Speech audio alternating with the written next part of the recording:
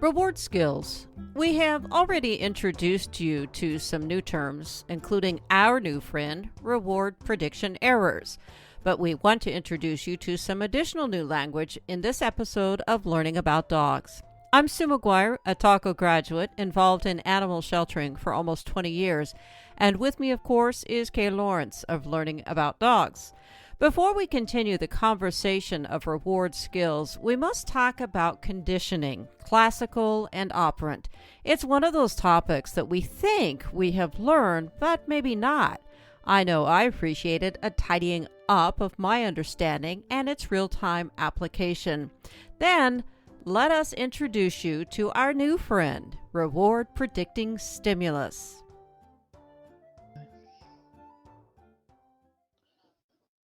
This has been such a fun little ride, but we cannot dive too much deeper into this unless we really talk about conditioning. So, we want to assume that people who are listening to this podcast have a fairly good grasp of classical conditioning, operant conditioning, but we suspect maybe there's some gaps in this knowledge. So let's go through a process of just updating it a little bit and paying attention to how this new look integrates into this. So And also refresh setting your aside understanding. physical conditioning. When, Yeah. we can have this conversation, said, are we going to condition the dog to do so and so and so? About 5 minutes later in the conversation, you realize that I was talking about physical conditioning. They thought I was talking about something completely different. No, no. Okay, Okay. so let's talk about, we're not talking about, We're talking about physical psychological conditioning of the dog. conditioning. Yes, yes. Yes. Okay, Yes. so well, it brings up the question: is do you have to ever go back to the beginning and learn something again? Oh yes, because every time you Oh, absolutely. do, Oh, so goodness, say yes. you'd learnt, a familiar topic that you probably learnt in school days, and you remember Mrs. Parker taught you this, that, and the other, and you've always presumed that Mrs. Parker had it right. On you go, yeah, yeah, yeah, and you repeat it, yeah, yeah, yeah, and then you go and listen to somebody else 40 years later say so so so so so, so, and you go, oh my goodness, Mrs. Parker didn't have it right. It might have been the knowledge at that time, but you've lived with that understanding of it for 40 years, and science has told us something else is different. This is how we move on. It could be just simply science expanding our knowing, our knowledge, or you view it from a different angle. um, and there's a wonderful quote somewhere about, if we're looking at a statue, you have to look at it from all the way round because every angle is something different. And I'm thinking, yeah, but that's a little bit like, Mm. this opera conditioning, classical conditioning. Let's look at it from every angle. And when you look at it from a different angle, something else comes to light. Yeah, something else that you didn't see Mhm. before. So Yeah. going in through this Wolfram Schultz wording, I'm changing again. We were reward trainers, then we became reinforcement trainers, then we gone back to reward systems, and the whole cue and stimulus. He uses the term reward predicting stimulus, and I go, oh yes. So the minute we have this That's RPS, what this it is. reward predicting stimulus, it's not just a cue. If it doesn't predict a reward, it's not functioning as a cue. I've done a lot on sort of cue technology to build up people's understanding of how the cues impact on training. And a cue is just an opportunity for reinforcement. That was my old way, but it's not. Mhm. It's a reward predicting stimulus. So if the dog hears the word come, it should mean, Mhm. oh, reward. Ooh. What's the reward? I know, and I'll do it. So every time they hear a reward predicting stimulus, the first condition is pleasure. I get reward. And that motivates them to do the behavior. That gap between spin, oh, I'm going to get food, I'll do that spin. Yeah. So it turns into a Right. part of the motivator as well as the opportunity to get what you will get as a consequence for doing the behavior. So definitely that's another conversion I've done, is changed it now from a cue to a reward predicting stimulus, which I think is possibly easier for people to understand than the word cue. you know. Yes, I think it is. Because then it's not so much that they're carrying on their shoulders. They're just reward predicting Yeah, stimulus. I have to have the cue right. Let's talk about that a yeah, little bit. yeah. Yeah. And it's two things. It's a prediction of a reward, and it's an incentive to perform the action. Yes, 'cause, Yes. we're not bribing, but there's got to be a memory of the pleasure. So if somebody says to you, "Let's go and get cake," immediately you think of, "Ooh, there's a reward here," Mm. which incentivizes you to go and do the "let's go and get" whiskey, cake, Mm-hmm. whatever happens to be your bag. Yes. Um, so the expectation of reward is very much part of the reward predicting stimulus, and I think that's an important element that came into classical conditioning that we probably don't always appreciate. It's that blending of the classical and operant. They're not separate things, they're one and the same. So even though you're giving a cue for an operant behavior, there's that classical memory that comes with the reward predicting stimulus. So one has to come before the other. Yeah. Well, aren't they building at the same time? Yeah. That's what I think people think, that one has to come before the other. Isn't there always a bit of classical conditioning at the beginning and then very quickly becomes operant? Well, no, not necessarily. No? So if the dog doesn't Okay. know the word, you could train an operant behavior and add a word on, and by repeating the word in Mhm. connection with that operant behavior, it has a classical property to it. Mm. Okay. Are we with it? Okay. Is that what we're talking about? Yeah, yeah, yeah. Because it couldn't have a Well, that classical property until you've actually learnt the operant nature. mhm, mhm. Yeah, so you've got to learn the I was just consequence of thinking doing it. about, yeah, Mrs. Parker back in the day. He's very into talking about Pavlovian versus Yes, operant I versus think he Skinner liked versus. Pavlov, but not Skinner, because he always quotes Pavlovian conditioning. But Paul Skinner gets dumped under operant conditioning. I know there Yeah. may be some Huh. scientist cult that we don't know anything about. No, but Yeah, say you maybe. you open your palm of your hand and the dog sniffs it, and you click and you give the dog a treat. That open Mhm. palm of the hand had no reward predicting stimulus, and probably the dog sniffed it out of curiosity if it was a dog that hadn't learned to take treats off a hand. If it was a dog that learned to take treats off a hand, it becomes a reward predicting stimulus, and that would have been classically Stimulus. conditioned first. Or if you've done this, Yes. it's your choice crap, that doesn't become a reward predicting stimulus, it becomes a confusion predicting stimulus, which I've just invented because I don't know what to do when a hand offers me. Oh no, no, it might shut and go away. What am I supposed to do? Oh, yeah, back Yeah. off, leave it. Yeah, so it, every cue should be a reward predicting stimulus, not a, oh, what have I got to avoid and what should I do? It should never, never get that response off the dog where they're uncertain about what to do. It's going to be a Mm. reward. Oh, shall I try that? Oh, damn, that wasn't the right one. I want to try Yeah. something, but it's yeah, incentivized. Oh, super. Yeah. Yeah. Yeah. Yeah. Oof. Okay. So, whew, you say in both these conditioning examples, they're reward predicting stimuli. If we repeat our cues, stimuli, they take on that, like you said, the classical conditioning association.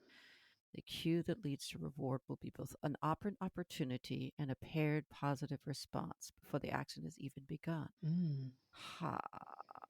Hmm. And that's where, Interesting. a clicker is a cue and a marker. Mm-hmm. Yep. So that is a reward prediction Mm-hmm. stimulus. And because it carries both functions it is a reward predicting stimulus, the incentive and the positive association. Anything that is a reward predicting stimulus can serve as a marker. And that's how we build these chains. Yes. Oh Ergo, gosh. that's what Mrs. Parker was Mm. talking about in maths. If A plus B equals C. Ah. Oh, there it is. Oh, there it is. 35, 40 years later. Yes, and some. In my case, probably about a good 20 years later. Yes. No, but Uh, this is why we learn these. Why do you learn algebra? Because that's an example of how algebra works. So if a clicker, which we think is a marker, is also a cue, i.e., so when the yeah. animal hears the click, it cues them to orientate to where the source of the reward is going to come from, which is probably us. Right. For some people, the marker tells them to release position. For other people, the marker tells them to stay in position. Breakfast is coming. So it works as a cue as to what's going to happen next. So it's a reward predicting stimulus. And that's probably more close to people's understanding of what a reward predicting stimulus is. But at the same time, because it happens, the timing of it, excuse me, occurs so precisely that the brain will remember when it hears that marker, that is the action that becomes rewarded. So same with the cue. So if the dogs, I've probably told this story. We had a dog that used to go racing around the barn, stealing other people's treats. So we would do some shaping, and all the dogs were off lead, working on their little projects. And he would get a bit stressed about this, and off he'd go, take off for running around the barn. And everyone else had to mind their treat pots and move their tools out, the dogs out the way as he goes round, round, round, round. And just as she calls him, Fido, come, as he's at the far end of the barn, he comes and he gets a click and a treat. And yet she has just used Fido come as a marker for being a pain in the ass. Just like, I think that's why he's doing it. Oh no, oh dear. If it's repeating, if it works, the dog has learnt it. So every time you just want to open your mouth and say it again, you've got to be so sure that you're saying it because the dog simply didn't hear it. Oh, okay. So before we started recording off mic, I talked to you about observing a class. Uh-huh. And I talked to you about how I was watching these dogs actively scan for other dogs and then getting marked and rewarded. So the other dog barking, all that behavior, barking at the other dog, aggressing, reacting to the dog was a reward predicting stimulus for chicken from mom. Yes. And it works every way. So in other words, as soon as the dog walks into the environment, it starts scanning. Well, he hasn't gone off on one, so I clicked and gave him some food. Actually, you clicked him for scanning the environment and doing what I call a hard, threatening scan, looking for trouble. He's just walked into a bar and he's put his hands on his hips and he's sized up everybody else in the room and he gets trouble. Well, that's not surprising, is it? So your dog caused the other dog to go off on one. No, it didn't. Sorry. Yes, he did. Yes, he did. I've even seen that. These poor people. I've seen it with a dog go into a room where there was actually no dogs. So he comes into the room. There's only people sitting in the room. Dog comes into the room and she gives the whole, and the dog aggresses at the room straight away. So interesting. Was a predictor of look at me because there's dogs behind you and you're going to aggress. So he just did it. Reward predicting stimulus.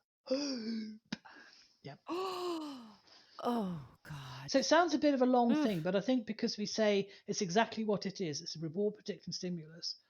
It describes itself, how it functions in what we call it, not a cue. A cue is a bit of a stagey thing, you know what I mean? Oh, give me the cue so I can remember this. And cue doesn't translate well into many languages. It's a signal. It doesn't often work in other languages.